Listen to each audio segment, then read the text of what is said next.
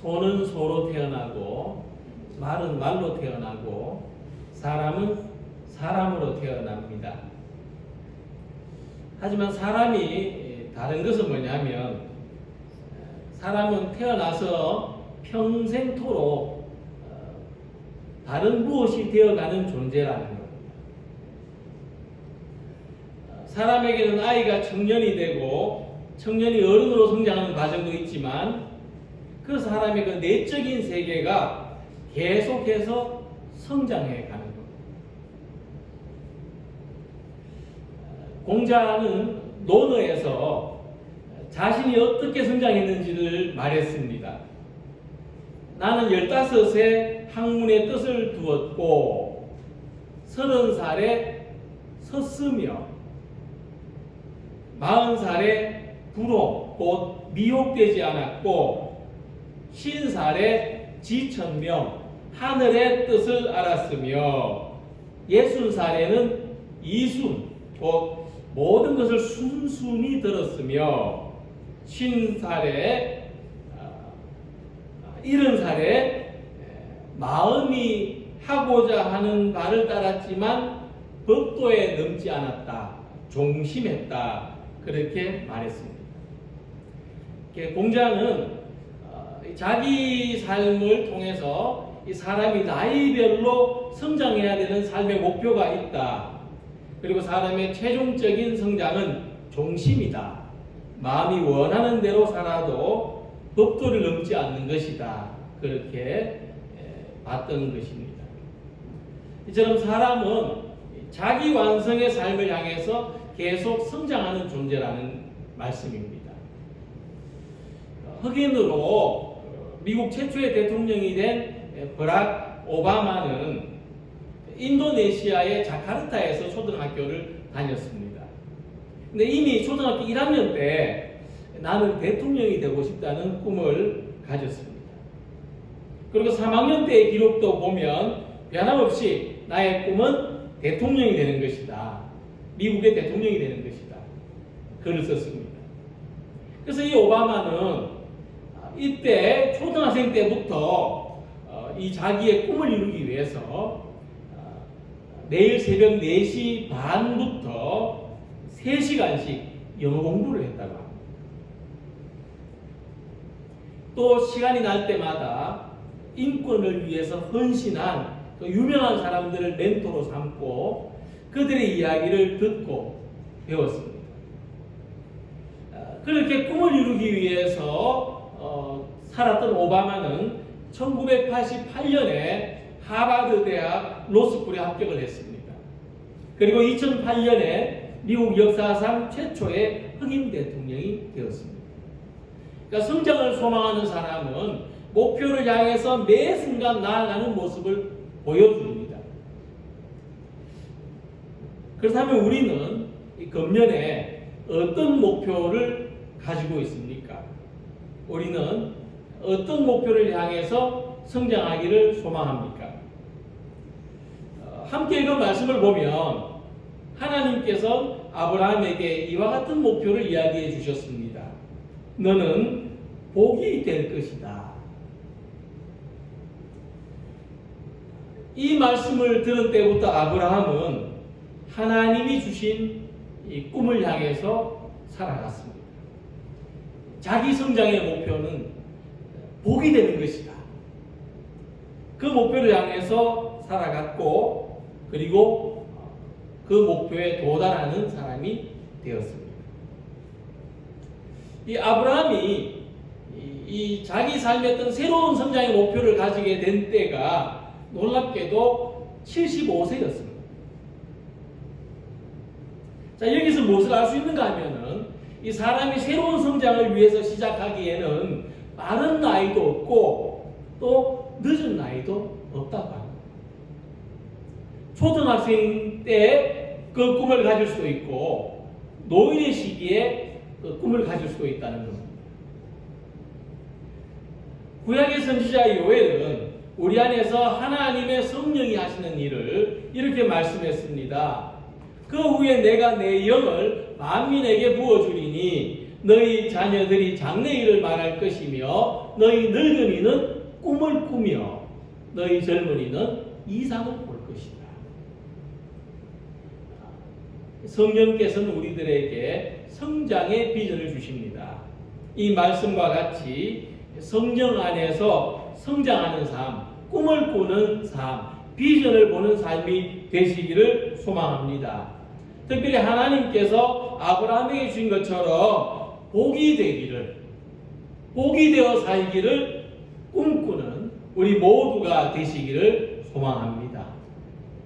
자, 본문을 보면 아브라함에게 나타나신 하나님은 맨 먼저 이런 말씀을 하셨습니다.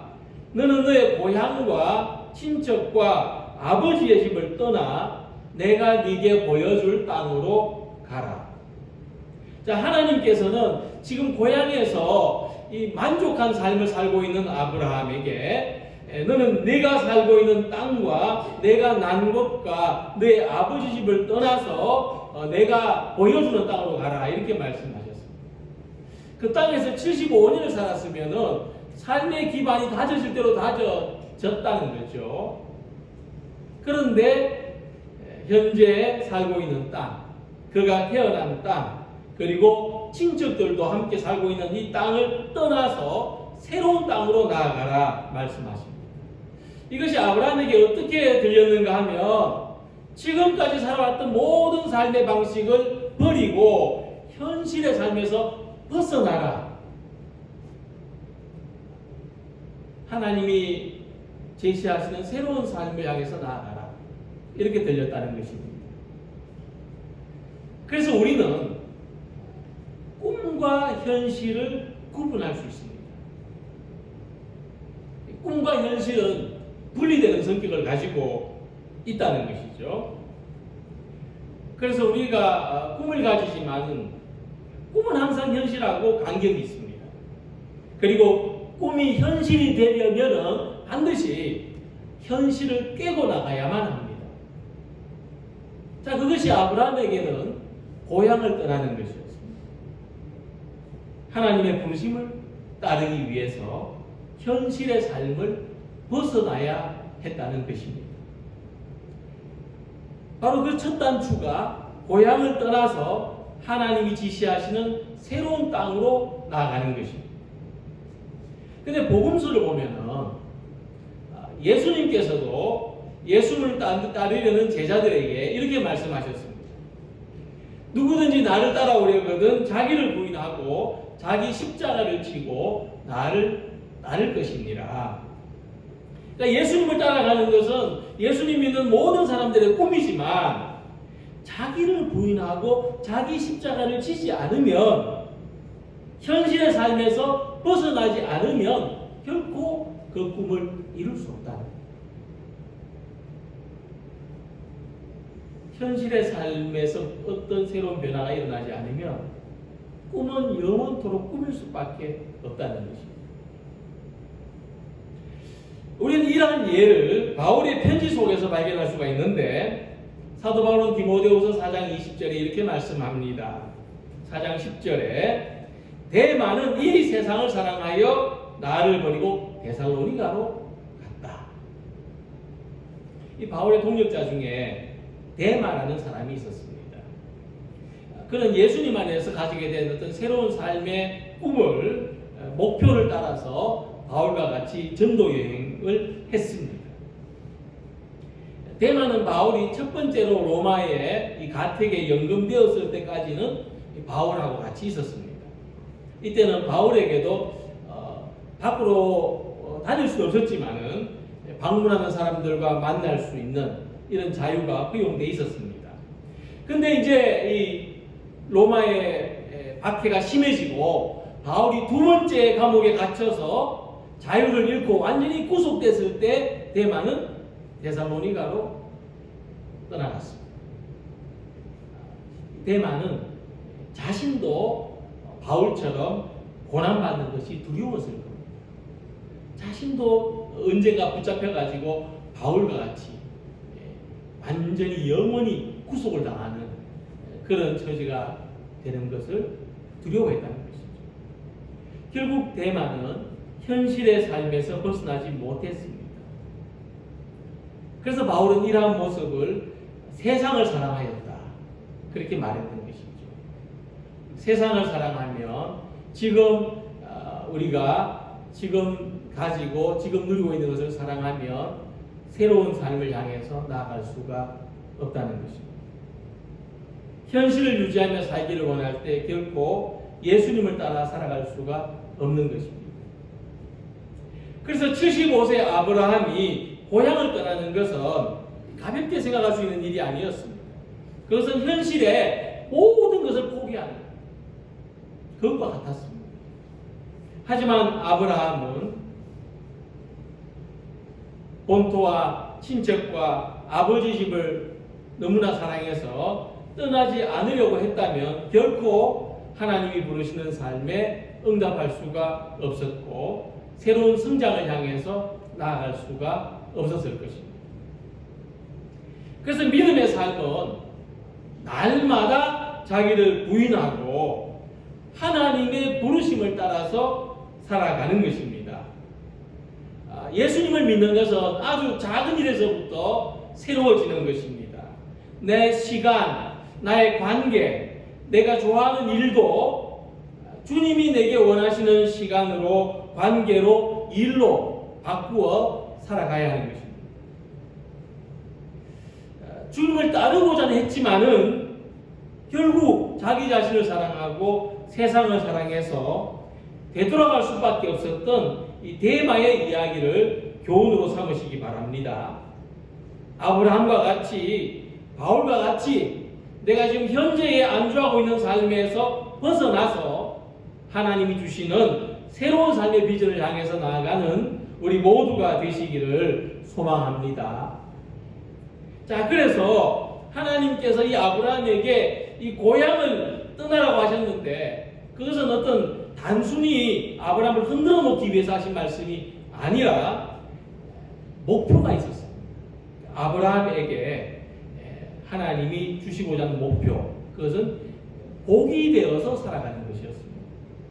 내가 너로 큰 민족을 이루고 내게 복을 주어 내 이름을 창대하게 하리니 너는 복이 될지라.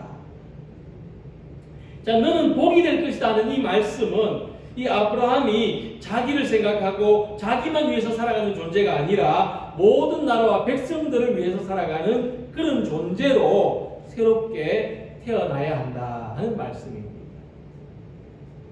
거듭나야 한다는 말씀입니다.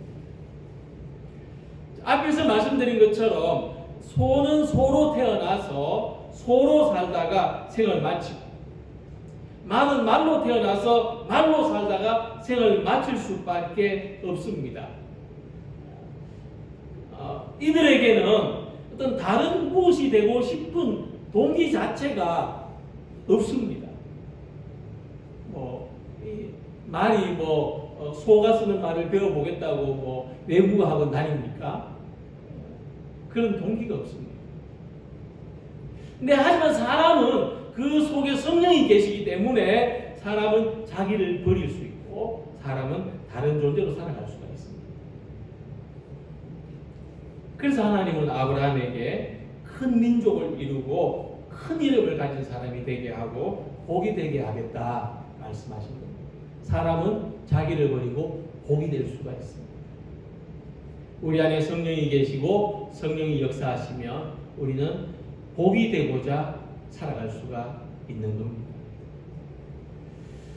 그래서 복이 된다고 하는 것은 이전에 우리가 되려고 했던 삶의 모습과는 완전히 다른 성격입니다.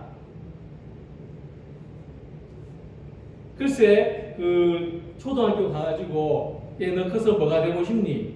이렇게 물었을 때 저는 복이 되고 싶어요. 이렇게 말한 아이가 있다면 아마 아브라함과 같은 믿음을 가진 그런 사람이 아닐까 싶습니다. 히브리 말로 해의 바라카라고 하는데 너는 복 그 자체다 하는 말. 하나님께서 아브라함에게 해의 바라카라고 말씀하셨습니다. 너는 복 그 자체다.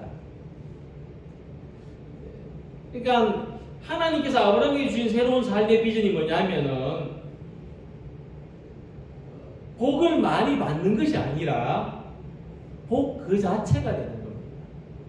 이게 무슨 뜻인가 하면 대부분의 사람들은 복을 받는 대상이 되고 싶어 합니다.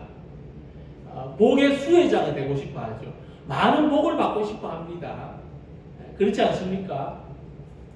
근데 우리가 복을 많이 받기를 바라는 것은 결국 이 복의 대상이 되고 싶어 하는 것인데, 그러나 복이 되는 것은 뭐냐면 복을 베풀고 복을 나누어 주는 사람이 되는 겁니다. 하나님의 복을 온전히 소유한 사람이 되는 겁니다.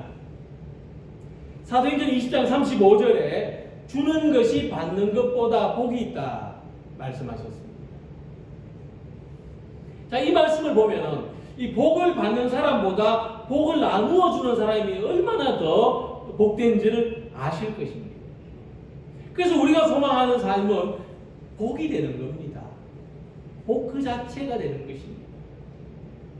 3절에서 땅의 모든 족속이 너를 인하여 복을 얻을 것이다 말씀하신 것처럼, 하나님은 나로 인해서 복을 받는 가정, 나로 인해서 복을 받는 교회, 나로 인해서 복을 받는 삶으로 우리들을 부르신다는 것입니다. 이 지구 생태계에는 양분을 어떻게 얻느냐에 따라서 생산자, 식물과 같은 생산을 해내는 그런 생명체가 있고, 또 동물과 같이 이제 식물을 뜯어먹거나 또 다른 동물을 잡아먹거나 하는 이 소비자가 있고, 또 이제 이 생산자나 소비자가 수명을 다하면 다시 자연으로 돌려보내는 그 분해자가 있습니다. 세균, 곰팡이 같은 거죠. 근데 반드시 생산자가 있어야만 소비자가 있고 분해자가 그 역할을 할 수가 있고, 생태계가 그래서 유지됩니다. 그래서 생태계에서 가장 필요하고 가장 소중한 역할은 뭐냐면 생산자, 식물과 같이 생산자가 있어야 돼요. 그래야 이 생태계가 돌아갈 수가 있습니다. 자, 그러면 사람은 어디에 해당되느냐 하면 사람은 소비자입니다.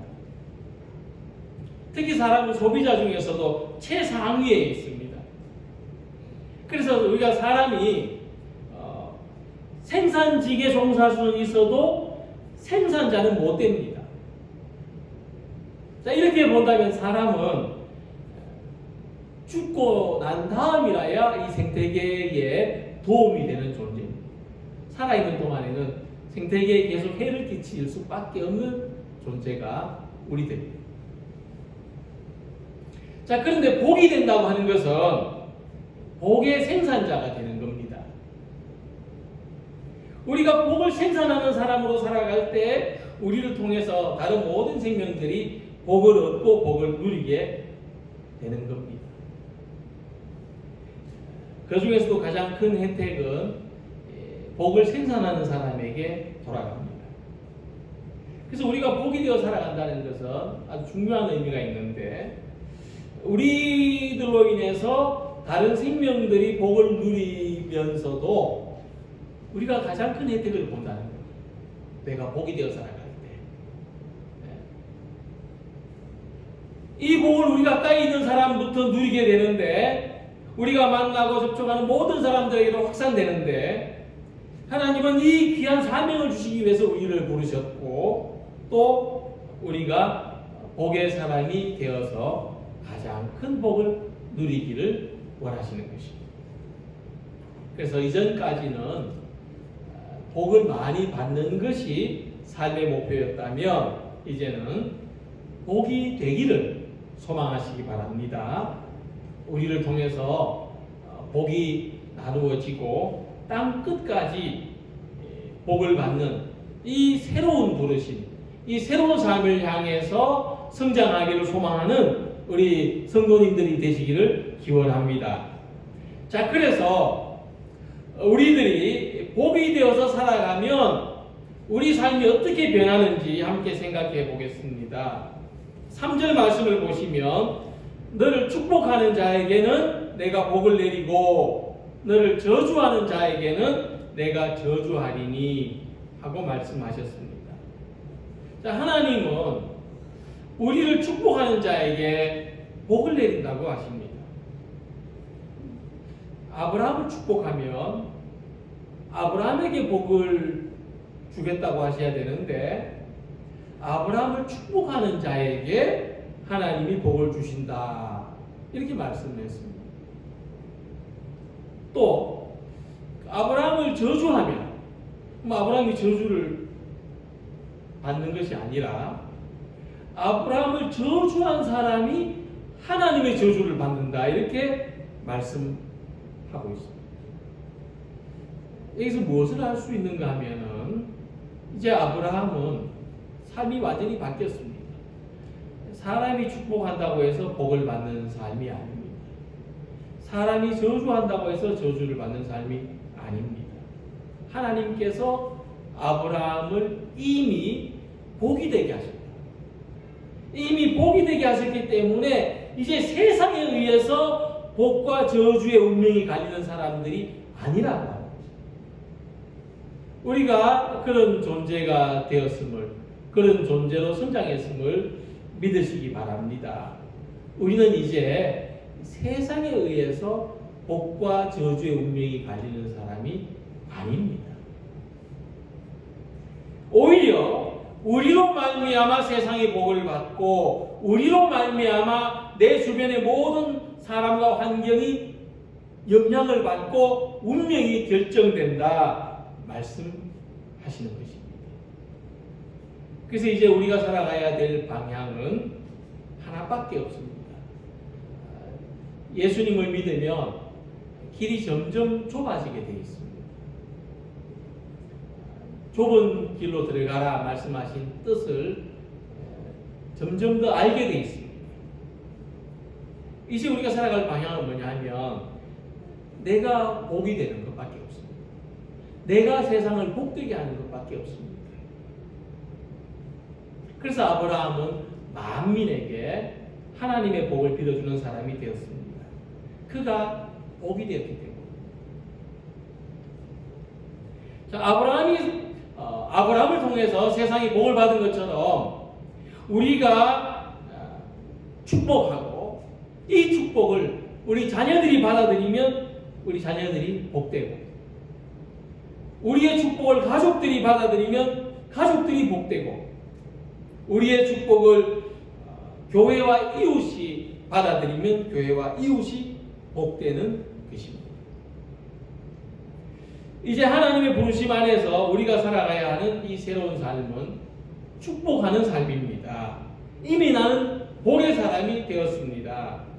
가정에서, 교회에서, 세상에서 내가 복의 생산자라는 것을 잊지 마시고 모든 이들을 축복하는 우리 성도님들이 되시기를 소망합니다. 그래서 거울은 먼저 웃지 않는다 하는 말이 있습니다. 거울을 볼 때 내 얼굴을 찡그리고 있으면 거울은 찡그린 내 얼굴을 비춰줍니다. 그러나 먼저 웃는 얼굴을 하고 거울을 보면 거울은 웃는 내 모습을 비춰줍니다. 그래서 이 복이 되어 사는 사람은 어떤 증거가 있는가 하면 내 옆 사람이 내가 가진 복을 비춰주는 거울입니다. 나하고 가까이 있는 사람이 내가 가진 복을 비춰줍니다. 거울 역할을 합니다. 내가 찡그린 얼굴을 하면은 내 옆 사람도 찡그린 얼굴을 비춰주지만은 내가 축복의 얼굴을 하면 내 옆에 있는 사람도 내게 복된 얼굴을 비춰주게 되는 것입니다. 이 사실을 창세기의 야곱이 보여주고 있습니다.